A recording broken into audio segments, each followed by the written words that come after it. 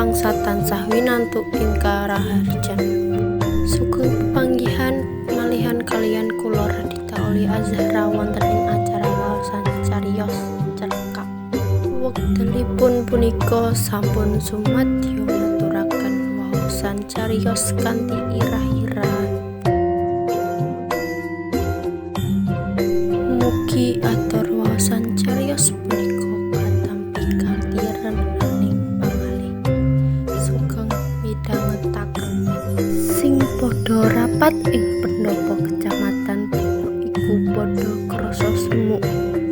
Luwih-luwih wong telu sing nyandang jas lengkap nganggo dasi. Tansah glebek kesumukan. Pak Sumarto sing lemu dhewe ing arane wong telu iku tansah gebes-gebes bae. Bareng acara pelantikan wis rampung Pak Sumarto kaya ucul sop kopo siksaan. Barengan karo wong loro sing sisihe yaiku Kosda anyar sing bubar dilantik. Pak Sumarto banjur jengkar saka palenggahan nanging peksa durung bisa enggal metu saka pendopo. Isih kudu nampani salam saka para kanca Kosda lawas sing melu nekani acara pelantikan. Mula wong telu iku metune kari dhewe metu ing pelataran nanging para Kosda liyane wis nyetaten sepeda motor. Pak Sumarto mung jegrek ana pinggir dalan. Saka ana sing dienteni. Pancen ana sing dienteni yaiku putrane sing arep mapak nganggo col ceri. Durung nganti putrane teka, ana wong numpak sepeda motor nyedhaki. Jebul wong mau Sutarjo. Kanca sekolah ana SGB sing saiki wis dadi kasih ana kantor Dikbud Kabupaten. Teko ing acara pelantikan Kosda iki mau makili Bapak Kakandhep sing ora bisa rawuh. Maaf Mas Narto, mau ora bisa nyedhaki kanthi akrab. Ora nyono, salah siji Kosda sing dilantik iki mau jebul sampean. Celatuke Sutarjo sakwise mudhun saka sepeda motor. Iya Dik, kita tua-tua malah oleh tambahan gawean. Wangsule Pak Sumarto karo nampani salam saka kanca lawas. Aja dianggep tambahan gawean ta Mas. Iku mono sawijining kanugrahan. Nanging aku yang gumun. Kanca-kancane biyen saiki akeh sing wis dadi penilik. Saora-orane anggone dadi Kosda wis suwe. Lah kok panjenengan lagi saiki? Ceritane kepiye ta Mas? Pitakone Sutarjo si kanca lawas. Aku biyen menawa ditari diangkat dadi Kosda ki wegah kok Dik. Rumangsa kadung kesrimpet galeng wong sulane Pak Sumarto. Kesrimpet galeng apa kesrimpet gelung? Pitakone Sutarjo. Wiwitane kesrimpet gelung, banjur kesrimpet galeng. Jembar ya Mas kagungan sawahe. Sing yayasan wis ana karo 0,5 hektar Dik. Tambah sewan sawetara. Ngono ki panjenengan ya isih ngersaki macul dhewe. Biyen iya Dik, saiki ya mung karing ngontrol karo tundang-tunding ngobok ning wong nyambut gawe kuwi. Lah iya saiki wis dadi Pak Mantri kok kasinggan. Ah jenengan ki kok njur ngono. Ya wis Mas, iki njur arep nitih napa? Ngenteni anakku Dik. Lah iku apa bocahe? Wangsulane Pak Sumarto karo mudhi col jari sing lagi teko. Sing numpaki nom-noman ganteng pinangka sopire. Yon, iki sungkem Pak Lik. Pak Sumarto ndhawuhi putrane.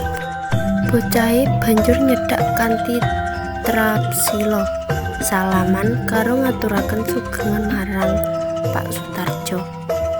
ngawasi kebudayaan sing biyen kanca sekolahe Pak Sumarto nalika sinau ana SGB. Iki putrane sing barep tamas. Kuliah ana ngendi? Wis wisuda 4 tahun kepungkur, Dik. Saiki melu ngawasi garapan proyek. Dheweke ki insinyur teknik sipil. Wangsulane ganti mongkok. Wah, yen ngono menang panjenengan, Mas. Mbarepku lagi semester 3 iki. Iya ta, aku rak mikir prestasine anak, leslirane mikir kerire dhewe. Iya tadi. Sejatine ya ora ngono, Mas. Ya wis ya. Iki mengko kedawa-dawa anggone gojlok-gojlokan. Wes Mas, selamat bekerja. Pak Sutarjo banjur salaman. Terus marani sepeda motore. Pak Sumarto banjur mlebu njero col. Bareng wis lungguh, isih kober nyawang Sutarjo karo Mesem. Sutarjo sing biyen kapinterane sangisore jebul saiki kalungguhane adoh sak ndure. Disebabake awake dhewe sing ora pati ngragas marang nasibe. Tamat SGB bareng diangkat dadi guru, ya terus mulang trimo ngolah sawahe maratuwa sing anak tunggal. Persamaan SPG ditempuh sarana RBA. Nalika kanca-kancane sekolah biyen akeh sing wis tamat saka IKIP PGRI ing kutane dheweke panggah dadi guru ana desa papan diangkat sapisanan. Pancen maratuwane biyen sugih sawah. Dheweke sing maune bocah kutha bareng dadi mantune wong tani banjur nyrempeng tani. Saka setitine sawah yasane saya akeh. Tambah maneh lemah tegalan ing pereng pegunungan. Uga jembar lemah tegal sing maune bera bareng ditanduri cengkeh. Nyebabake dheweke tansah kalubaran duit, ora mikir jabatan, ora mikir nambah kaweruh sarana sekolahan. Pokoke anggone nyambut gawe ora keter dianggap cukup. Dadi guru lawase 31 tahun ora tau pindah. Tau ditari pindah diangkat dadi kasdo saka omahe 20 km tanpa mopo. 15 kilo 10 kilo malah mung tambah 5 kilo ya tetep trimo mopo. Mesti bae ora bakal kelakon ana angkatan kasdo anyar jaluk ing papan sing cedhak. Saiki bareng diangkat ing papan 2 kilo saka desane lagi gelem. Alasane saiki dalane wis kepenak, dasar wis duwe col keri. Dheweke siji-sijine guru ing kecamatane sing bisa duwe col tanpa mbayar kreditan, mbayar jreng nalika panen cengkeh rada kaduk katik dik semono regane isih mencutaki. Jroning numpak col sing disupiri anake dhewe iku gagasane banjur nglambrang adoh mimpi lakon 31 taun sing kapungkur. Sumarto bocah tamatan SGB mau lagi bubar kapedotan katresnan. Pacangane bocah weton SMP medhotake sesambungan mergo Sumarto mung dadi guru ana desa. Mula nalika libur kuartalan lawase seminggu dheweke ora mulih. nyuwang Pak Lurah sing didhereki wektu semono parini nak lurah wayahe matun. Mula saben dina melu matun karo sambatane Pak Lurah. Dina kuwi matun sing pungkasan. Merga wis pirang-pirang dina sambatane Pak Lurah mesti akeh. Dina kuwi mung kira-kira wong 15. Nalika sambatan leren, Sumarto melu leren lungguh ing galengan karo malep dening pacakane sing nganggo kangan punten. Gantenge rada kasios, masen katok cekak lan capil amoh. Satleraman pancen ora ngira yen Sumarto guru anyar sing anggonane mulang lagi 3 sasi. Dumadakan Pak Cipto Wiono sing duwe sawah watesan karo bengkokae Pak Lurah teka nyedak papane wong sing lagi padha leren.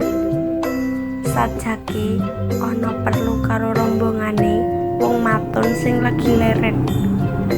Binipun Pak Lurah pitakone, "Pak, menjing punapa tasih matun Sacipto satujukake wong sing lagi padha lulungguhan?" "Boten, Pak, dinten punika samdo lungguh ing galengan pun pungkasane," saure wong sing po. "Umpami nyuwun tulung sedaya niki benjing matun saben kula napa purun?" Pak Cipto takok meneh. "Purun mawon Pak Manu." "Mawon Pak Mantuk," wangsul saun. "Sedaya tiyang pinten niki?" "Min ketua rombongan." "Kawan 12," wangsule leksih. Pamite karo Pak Lurah jare arep ngendangi sawah sing bubar diwatun. Pak Cipto esuk kuwi mung undangan nang sedelo. Nocogake cacahe wong sing matun karo ngontrol banyu amrih aja nganti kesatan. Wayah jam 8 Pak Cipto mulih jare arep jupuk sarapan. Sadurunge mulih ngedum duit marang wong sing sambat matun. Lek Samin sing dadi ketua rombongan nampani duit mau. Duit banjur didomake. Kelebu Sumarto bareng oleh bagian saringgit. "Wis ben Mas Marto, panjenengan tampani ben ngrasakake rasane wong buruh tani iki yo ngene iki," slatuke Kang Kadeni. Sumarto nampani duit mau karo mesem. Senadyan duit kuwi mung setitik nanging isih ana pigunane tumrap dheweke nalika semono. Setengah jam saka baline Pak Cipto, jebul kirimane teka. Sing ngirim putrane Pak Cipto sing jenenge Sumarti. Bocah weton SKP. Pakulitane kuning resik, irunge ngrunging, dene rambute dawa ngandang-ngandang. Gendong seni wadah sarapan tanpa nganggo capil. Raine kepanasan ketara munggur-munggur semu jambon. Senike diselake galengan, cedak jaret isi wedang. "Monggo Pak, sami kendel rumiyin sarapanipun sampun dateng." Sumiarti bengok-bengok akon wong matun supaya leren. Suarane cemengkling tumrape Sumarto. Kok kaya swara suling sing ngelus-elus lasapan ngersane. "Iya, Nduk. Ayo cah padha leren." Samin ketua rombongan ajak-ajak leren karo mlaku nyedak galengan.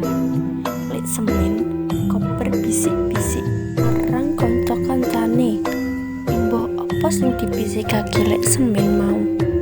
Wong-wong banjur padha antri nyedak Sumarti. Banjur tulungi buntelan sarapan siji-siji. Buntelan punten sing sandiklik gedene. Kang Kadeni, aku jupukno pisan Kang. Sumarto kondo lirih. Ojo karapen jupuk dhewe. Lek Semin sing nyauri. Nyatane ya ora ana sing gelem jupuke. Nganti sing padha sambatan wis padha nyekel buntelan dhewe-dhewe. Kali Sumarto dhewe sing durung nyekel sarapan. Kepeksa nyedaki Sumarti. Antri njaluk sarapan sing dadi hake.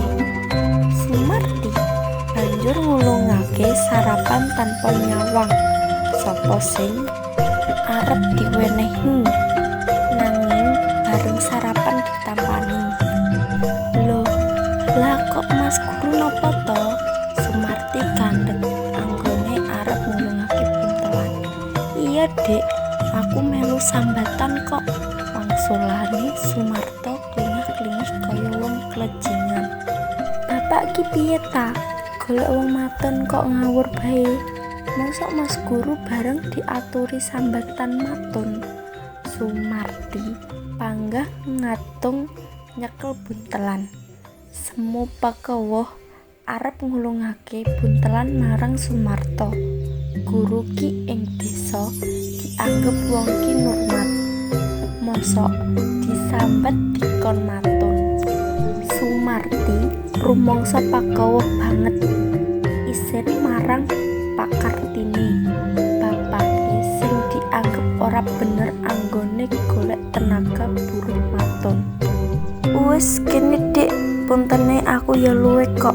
Sumarto kondo karo ngatukake tangane. Nyuwun sewu, nyuwun ngapunten nggih Mas. Wah, bapak ki gawe isin bae. Sumarti kondo sajak anyel marang bapake. Dene wong liyane padha ngguyu diampet. Ora apa-apa nduk, kersane Pak Cipto wingi kabeh sing matun sawahe Pak Lurah genti disambati. Lek Semin kondo bloko. Wah, ning desa pundi badhe nyuwun tulung kok mboten ningali riyin. Sinten sing ajeng disambat? Bapak ki piye? Sumarti tansah kesah-kesuh wong sing padha sarapan. Mung padha ngguyu ngleges. Rampung sing padha sarapan, Sumarti banjur pamit mulih. Ora suwe Pak Cipto bali menyang sawah. Tekan ndek banjur njaluk pangapura marang Sumarto. Nanging Sumarto mung klecam-klecem. Bareng matur rampung, wong-wong banjur mulih karo nyangke buntelan puntene dhewe-dhewe. Karo mulih padha salaman karo Pak Cipto. Bareng anggone salaman teka Sumarto, anggone salaman rada suwe. Nyuwun ngapunten nggih Mas Guru, panjenengan wingi ya ora kersa ngendika. Mau Simar nesu-nesu karo aku. Nggih, binjing-binjing dipun dolane gubuke bapake. Sekolahan rak tasih libur to. Pak Cipto kondo tanpa ana pedote. Sumarto kondo saguh bakal dolan liya dina. Turut dalan rombongan lek Semin padha rame. Nggojlok Sumarto jare bubar matun sawahe maratuwane. Sing digojlok mung mesam-mesem bae. Ketelu dina Sumarto dolan tenan menyang omahe Pak Cipto. Dolan sing sepisan disusul kaping pindho, kaping telu lan terus kaping ora ana diitung. Pungkasane barengi genep 3 tahun dadi guru. Sumarto sida rabi anake Pak Cipto. Sumarti si anak tunggal. Sumarto bocah saka kutha sing wekel gawe. Kesugihane dadi ndrebela nganti ora mikir sekolah, ora ngreken undhake pangkat lan jabatan. nganti dina iki mau anggonane nyambut gawe wis 31 tahun lagi. Rasa kakek undhake jabatan kanthi pangkat sing padha karo anake sing wisuda 4 tahun kepungkur. Sampun rawuh dalem Pak Mantri Insinyur Suyono, si anak mbarep kandha karo mbukak lawang Colt. Pak Mantri Sumarto lagi sandar saka lamunan, metu saka Colt ditutake anak lanang, mlebu omah ngarep dipapak anak wedok sing ngamping Bu Mantri. Sumarti macak jaritan lan kabaya jebul bocah loro anake kendhana kendhini ngatur sakabehe. Jepret-jepret bapake sak loron dipotong nganti entek sak rol. Pak Mantri lan Bu Mantri mung mesam-mesem bae. Mekaten menggah pungkasaning cariyos kanthi irah-irahan. Mugi aturwasan cariyos punika saged dados panglipur sawatawis. Kula nyuwun gunging samodra pangaksani awit sadaya kakirangan dalah kalepatan angen kula ngaturaken cariyos punika. Ing wasana kula nyuwun pamit ngantos pinanggih malih wonten ing waosan cariyos sanesipun. Mugi rahayu ingkang samya tinemu. Nuwun matur nuwun.